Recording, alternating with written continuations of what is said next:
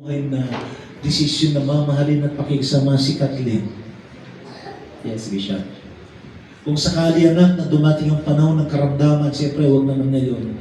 Kalusugan, kagalakan at ng kalungkutan, kasaganahan at ng kawalan.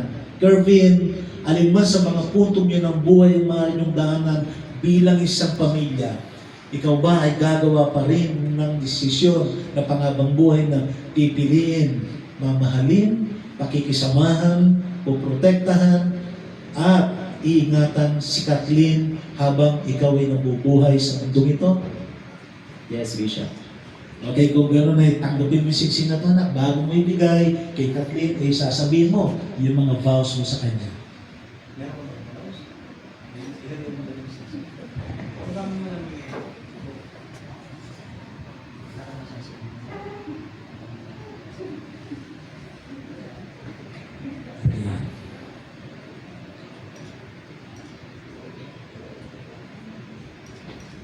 Yung mga vows po personal na lang mamaya. Salamat, engineer. Si engineer, lagi ko nagpapaalala sa akin yun. Pero Kathleen, ikaw ba anak personal na humarap sa akin bilang legal na taga-kasal, kasama ng pagharap mo ay yung pangabang buhay na desisyon sa iyong sarili na mamahalin at pakikisama si Kervin? Yes, po, Bishop. Ang tanong anak, kung sakali si Kervin magkarayuman na, pero Kervin, wag naman yan, bata ka pa. Malusog siya, masaya, malungkot, sagana, minsan sapat lang.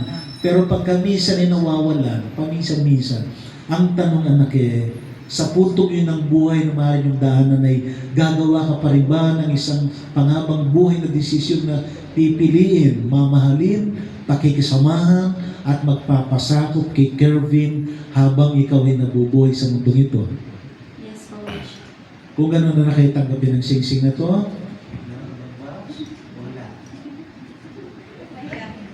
sige, ilagay mo na lang. Ganun mo na lang, mahihain sa kaliwa. Ibubulong na lang daw po mamaya. Pero mamaya, pag kiss the bride, di pwede mahihain, ha? Pati, may kinasal daw akong mahihain, pati sa kiss the bride, ayaw, Pero ganito, dumako tayo sa another symbol, yung aras. Alam mo ba, Kervin, ang aras and Kathleen ay simbolo ng tatlong bagay. Unang-una, ito ay simbolo ng pagmamay-ari ng Diyos. Ang gusto kong sabihin ganito ang lahat ng bagay na meron tayo, pawag sa Diyos yun. Simulan natin sa buhay, sa relasyon, sa pamilya, sa mga anak, sa mga magulang, sa karir, sa trabaho, sa mga possession. Lahat ng bagay na yun ay sa Diyos. Bakit meron tayo? Kasi ipinagkatiwala sa atin ng Diyos yun. Kervin and Kathleen, bilang pinagkatiwalaan ng Diyos sa mga bagay na yun, kinakailangan na maging mabuti kayong katiwala. Ha, Kervin? Kathleen, pag nakikita nyo itong mga lahas, itong mga barya na to, wala na dito sa lagyanan, ako pala katiwala ng Diyos, kinakailangan maging good steward ako.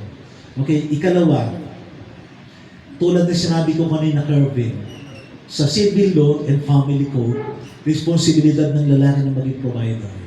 Kaya nga po ako, kahit nga ako naka-wheelchair, sinisikap ko magtrabaho. Naka-wheelchair po ako sinisikap ko magtrabaho kasi mahirap na alam yung batas tapos hindi mo ginagawa. Nakakakonsensya. So, Kervin, bilang lalaki, ikaw yung provider. Itong anak ay simbolo ng iyong pagpapagal, ng iyong pagsisikap. Okay? Ikatlo, Kathleen, ang aras ay simbolo anak yung pagiging katuwang. Maybe may trabaho ka ngayon, may pinagkakakitaan ka. Lahat ng earnings mo pag pinagsama, yun ay bunga ng iyong pagsisikap, ng iyong pagiging katuwang ni Kervin. So Kervin, gusto kong bigay sa iyo ang aras na ito bilang simbolo ng tatlong bagay na yun. Ngayon ay ibigay mo naman sa iyong magiging asawa, sa iyong sekretary, at sa iyong treasurer. Okay, pero Kervin, ulitin ko yung lagi ko sinasabi sa ikinakasal, pagka ibinigay yung sahod, kasama dapat ang payslip. Ayos ba yan, Kervin?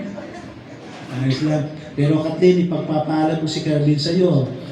Kaming mga lalaki ayaw nga magsinungaling sa kanya-kanyang asawa. O pwede bang merong nakatago kahit na isang pirasong tatlong mulo sa likod ng wallet? Yung kulay blue? Pwede naman. Kervin, pwede daw ha? Yung for the boys. Okay. So yun ibig sabihin ng aras. Okay, ngayon makakaupo na muna kayo. Okay, yung maglalagay po ng veil. Yung maglalagay po ng belo. Pakilagay po. Alam mo ba, Kervin and Kathleen, ang veil ay simbolo ng dalawang bagay. Okay. Sa balikat ng lalaki, yung isang bahagi, yung isang bahagi sa ulunan ng bride. Okay, pakilagay. Okay, sa ulo, huwag kong takpan ng mukha ni Kathleen. Yan, para makita yung kagandahan ni Kathleen Kervin. Okay, Kervin, anak, sa balikat mo kasi tumutukoy sa yung mga responsibilidad na dadalhin pa, babalikatin sa iyong pamilya, sa iyong asawa. Kathleen, sa ulo ng mo anak kasi tumutukoy sa pagpapasakop mo sa Diyos at pagpapasakop sa iyong asawa. Yun ay nasa Bible na ginamit natin ganin. Ephesians chapter 5 verses 22 pababa, nandoon yun. Mga babae, kinakailangan magpasakop sa Diyos at magpasakop sa kanyang asawa. Okay? Kathleen? Okay, yung cord. Pakilagay po yung cord. Ang cord o yung bigkis na binubo ng dalawa, Kervin and Kathleen, matibay, di ba? Kasi dalawa yun eh. Napakatibay nun, ang hirap putulin. Pakilagay po. Huwag nyo hihigpitan po ha. Yan, tama. Okay. Pero alam mo ba, Kervin and Kathleen, yung cord na binubo ng tatlo mas matibay. Alam ba kung sinika to doon? Walang iba kundi si God. Bago mailagay yung cord, kayo magkahiwalay. But the moment na nailagay na yung cord, yung dalawang taong magkahiwalay, lalaki at babae, naging isa, pinagbuklod sila. So kaya nga sinasabi natin na ang pinagbuklod ng Diyos kinakailangan ay huwag paghiwalay ng tao. Huwag kayong papayag na paghiwalay kayo ng tao. Kasi tanging ang Diyos lang ang may kapangyarihan sa bagay na yun. Okay, yan ang ibig sabihin ng cord. Nasaan po yung mga magulang ni Kervin? Pwede po tumayo rito. Yung magulang po ni Kathleen. Yung nakita kong picture kanina. Nadala po. Sa iyo. Okay, dito po sa amin si Father sa heaven, pero I believe Kathleen nanonood siya. So, Kervin and Kathleen, dalawang dahilan bakit ko tinawag ang mga parents niya. Dito sa Fulip Hangouts, ganun ang pagpapahalaga namin sa mga magulang. Binibigyan namin sila ng importansya. Maging ako as solemnizing officer sa dalawang dahilan. Gusto ko sabihin sa ating lahat na isa sa pinaka-importanting tao na nandirito sa importanteng araw nyo, walang iba kundi mga magulang ninyo. Si Kuya na nasa kabilang buhay, sila yung isa sa pinaka-importanting tao. Ikalawang dahilan, Kervin and Kathleen, tinawag ko sila sapagkat gusto ko kayong bigyan ng paalala. Kervin and Kathleen, hindi kayo lalaking mabuting Kristiyano at Pilipino without yung guidance ng mga parents ninyo. Alam niyo ba na bago pa kayo pumasok sa mataas man o mababang paaralan, nag-masteral degree man or doctoral degree, nag-PhD man, bago kayo pumasok sa ganong pag-aaral, ang mga magulang ninyo, sila yung unang-unang nagturo sa inyo nung kayo hindi pa pumapasok sa ganong mga pag-aaral. Kasi naniniwala tayo rito na ang pagkatutoy nagsisimula sa tahanan. Learning begins at home. At ang teacher natin ay mga magulang natin. Si Kuya na nasa kabilang buhay na. So in behalf of Kervin and Kathleen, Kuya and Ate, kayo po, may gusto po namin i-appreciate ang pagiging mabuting mga magulang nyo sa kanila. Maraming salamat po. So diyan lang po kayo. Nasaan po yung mga witnesses? Pwede po tumayo. Sa likuran ni Kervin, yung kalalakihan, pababaya sa likuran po ni Kathleen. This is the challenge for the principal sponsors. Ito po yung hamon para sa mga principal sponsors. Kayo po mga tumatayong mga principal sponsors ay may mga responsibilidad na dadalhin o iaatang sa inyo. Unang responsibilidad po niyo sa mag-asawa ay unay ipanalangin sila. Because naniniwala tayo na there is always power in prayer. Because if you pray for something good, yung something good ay nagiging very good. And if you continue to pray for that thing na very good, nagiging excellent. So kasi may kapangyarihan sa prayer. Merong paglago once na nag-pray ka. If you pray for Kervin and Kathleen, I believe magiging more successful sila. Because behind them are people who are praying for them. Ikalawa, yung pagbibigay po ninyo ng payo sa kanila. Pero yung payo yung ibibigay nyo sa mag-asawa ay kinakailangan na i-balance. Constructive and balance. Wala kayong kakampihan. Wala kayong kikilingan. Wala kayong puprotektahan mali. Pag humingi sila ng payo, kinakailangan na constructive. Buo na sila, pag nagsalita ka, lalo silang nagiging buot matibay. Ikatlo ho, sa panahon na mag-asawa yung mga ilangan, nandiyan po kayo para antabayanan sila. Okay po ba yun? Konti ang sumasagot kaya din. Alam niyo po ba? Alam niyo po ba yung mga responsibilidad niyo sa mag-asawa panghabang buhay? Alam niyo po ba yan? Kaya tanungin ko kayo, ano ang legal basis na habang buhay? Sige nga ho. Ano yung legal na basihan? The contract you? Opo, yung yan, ang galing ni ma'am, no? Nag-aaral, nagtatrabaho ako sa law office, ma'am. Pero tama si ma'am, eh. Ang legal basis na habang buhay yung mga responsibilidad nyo sa mag-asawa kasi kayo'y pumirma sa isang special na kontrata. And this is the special contract. Ang ating batas, call it an special contract. Pag sinabing special contract, meaning all the responsibilities inside this contract are permanent habang buhay. Pwedeng matapos yung pagkakinuna tayo ni Lord. Yung gusto nyo kukunin tayo ni Lord o hindi? Huwag mo na, Lord. Okay. Ma'am, salamat ha. Ang galing mo. So kasi kayo pumirma sa isang special na kontrata. Kaya habang buhay yung mga responsibilidad. Actually, hindi naman pinapaliwanag sa kasal ho to eh. Kaya lang po yata dito sa Puti Panouts, nagpapaliwanag about sa permanent or special contract na to eh. Pero Kervin and Kathleen, once na pinagpala kayo ng Diyos lalo, kasi binless na kayo ngayon eh, once na pinagpala kayo lalo ng Diyos, kinakailangan kayo naman ng magiging daluyan ng pagpapala sa inyong mga magulang at sa mga ninong at ninong or mga witnesses. Yun yung ginamit na legal term eh, witnesses. So, kayo naman ang magiging blessing sa kanila. Kervin and Kathleen, okay lang ba yun? Kervin. Okay. Ngayon, gusto kong pagtibahin natin ang mga responsibilidad na ito, pag-iisang dibdib nyo sa isang maikling panalangin. Pwede ko ba kayo pag-pray, mga anak? Magpipray po tayo, ha? Sige po, yumuko po tayo. Maraming salamat po, Ama, sa buhay ni Kervin and Kathleen na binuklod mo sa ilalim ng kasal sa umagang ito. Kayo po ang isang mangunat pumatnubay sa kanila. Sa mga magulang nila, kay Kuya na nasa ibang lugar na po, sa inyong piling, dalangin namin na patuloy silang pagpapalay sa lahat ng mabuting bagay na ginawa para sa kanilang mga anak. Sa parents ni Kervin and parents ni Kathleen, be blessed niyo po sila. Yung mga tumatay, yung mga ninong at ninong or mga witnesses, yung po silang pagpalain upang sa ganon, sa panahon na gagawin po yung mga responsibilidad na yun, ay magawa po yun na may katuwa sa kanilang puso. Ito po ang mga aming dalangin sa pangalan po ni Jesus. Amen. Okay, wala po muna po. Yung naglagay po ng golden veil, pakitanggal po. After the removal ng symbol na nakatatayo kayo, magbi-bless kayo sa mga ninong at ninang o sa mga witnesses. Ang pagmamano ay isang kaugalian, pero ito ay symbolic. Now once na nag-bless kayo, Kervin and Kathleen, sa inyong mga ninong at ninang, binigay yung kamay nila, ibig sabihin in-extend nila yung blessing and protection na galing sa Diyos sa inyong mag-asawa. Yan ang ibig sabihin ng pagmamano. And Kervin, pag napagawi ka kay ninong, ha? Sabihin mo kung ano regalo gusto mo.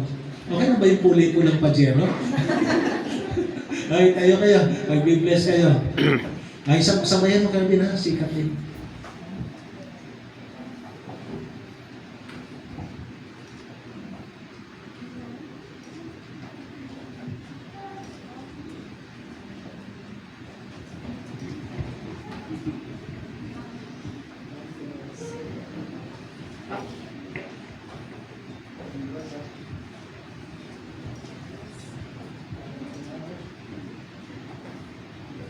Okay.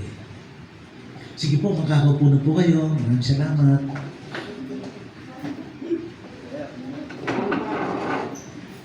Okay, now dara po tayo sa another part of the ceremony. Kathleen and Kervin, ililipat mo dito anak yung isang upuan. Si Kathleen ay tatayo sa tabi ni Kervin kasi babantayan mo kung tama ang pirma niya.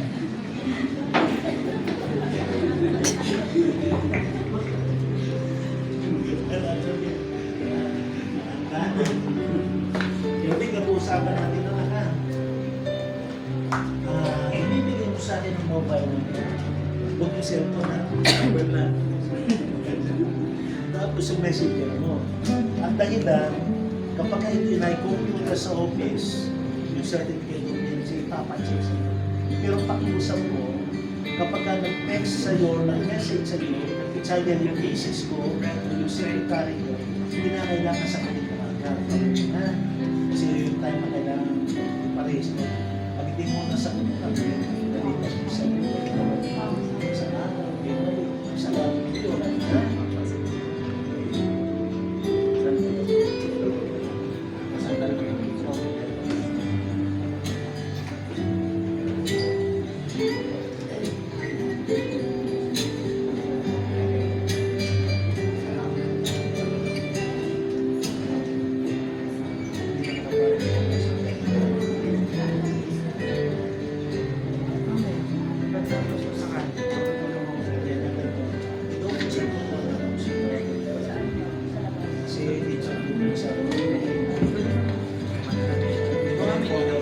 Kaya matanggalin niya. Kasama may ate.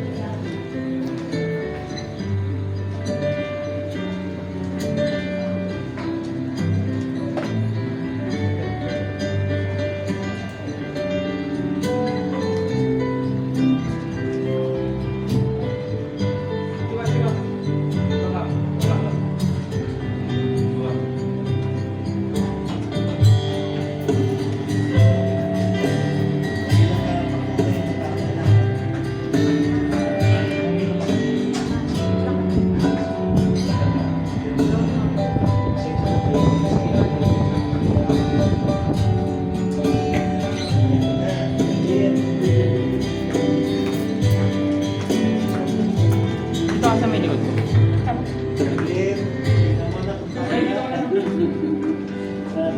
Medyo mapasok naman. Puro yun na lang. Balik 5 pages ang lahat ng pala.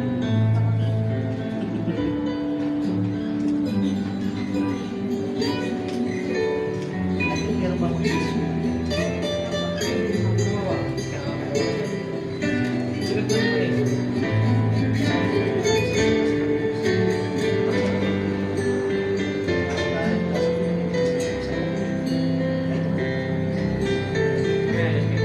Kasi hindi ko mapapagawa na kami. Pero basta chicken pa ako.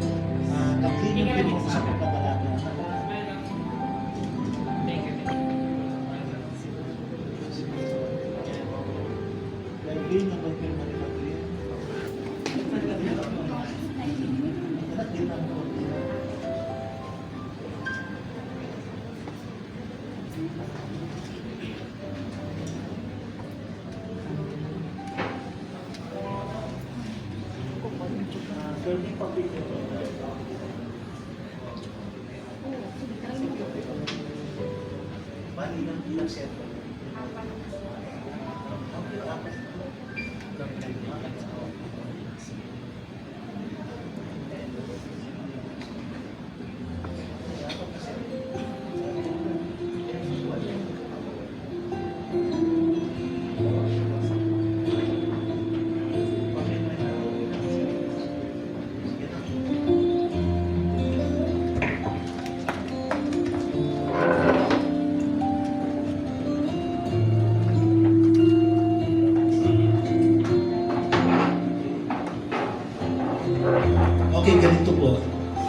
ninong at ninang na nahuli po, pipirma daw po kayo sa ating Carvin, tsaka ni Kathleen.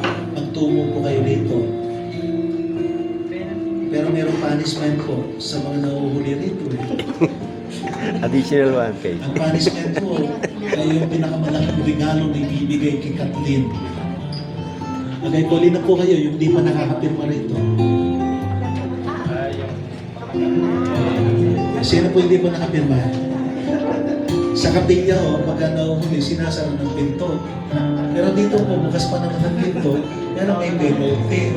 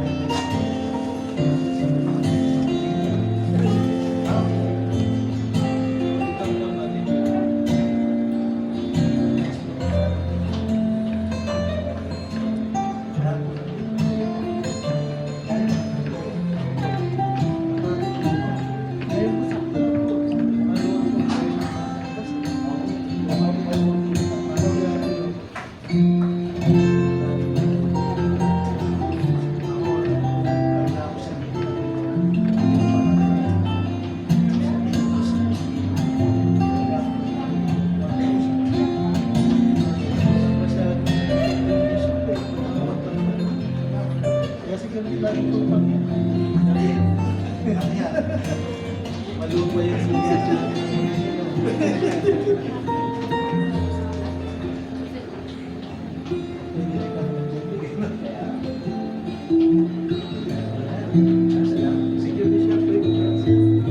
okay, meron pa po? Okay na po. Kaya tinatandaan si Nina niya. Ninong pamilya. Sulat po yung pangalan niya. Hindi po kayo nabili. Hindi po kayo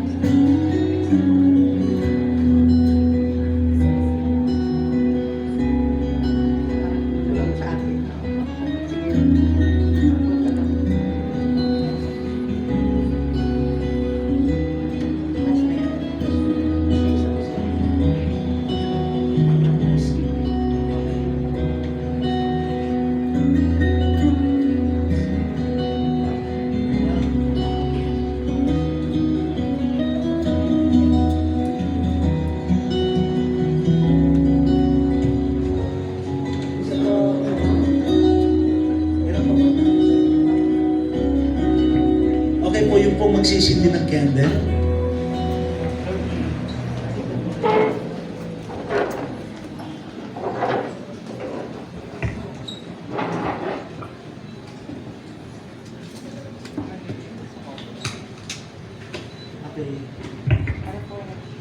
Okay. Pakisindihan po.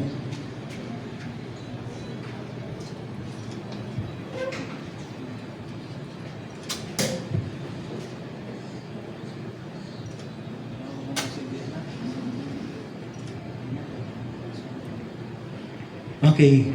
Katin and Kervin, ang dalawang kandilang yan ay tumutukoy sa dalawang tao. Bago may kasal, sa ilalim ng banal na matrimonyo, ang dalawang tao yun ay magkaiwalay, like yung candle na yun. Meron silang kanya-kanyang liwanag, may kanya-kanyang kadahilanan. But the moment ng lalaki at babae na ikasal, ganito yung nangyayari. Pakisindihan ng unity candle. Sabay kayo. Sulat. Tanggalin mo ng liwanag. Okay, Kervin and Kathleen, tatanungin ko kayo. Mula sa unity candle na to, pwede pa ba niyong malaman kung alin yung liwanag galing sa kandilang hawak mo, Kervin and Kathleen? Pwede yung ma-identify? Hindi na. Alam niyo, Kervin and Kathleen, ang pinagsama ng Diyos ay katulad ng unity candle na to. Mahirap na silang pag-iwalay kasi binuklod na. So, kaya nga sabi nga sa kasal, ang pinagsama ng Diyos kinakailangan ay huwag pag-iwalay ng tao. Dahil ang Diyos lang ang may kapangyarihan sa bagay na yun. Okay? So, yan ang ibig sabihin ng unity candle. Pwede po ba tumayo ang lahat, please?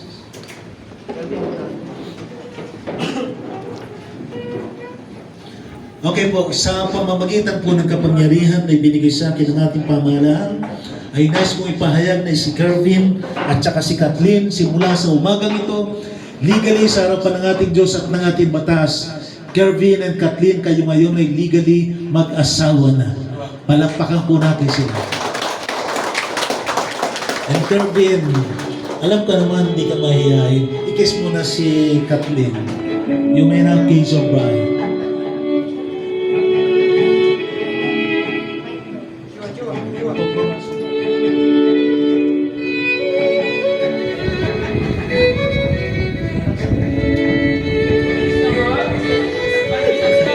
Kulang na yun.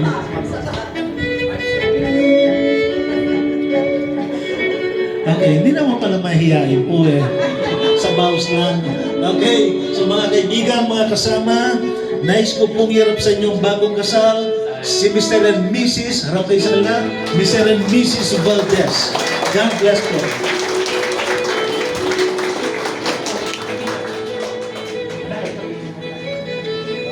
Ladies and gentlemen, once again, it's my honor to present you for the very first time, Mr. and Mrs. Valdez. Once again, palakpakan naman po natin ang ating bagong kasal.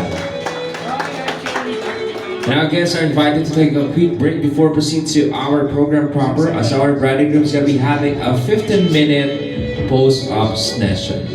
Once again, we're encouraging all of our guests to have a 15-minute break. So to all of our guests who would like to go to the comfort room or lumabas po, you may please to do so. And within 15 minutes, we're going to be starting our program once again.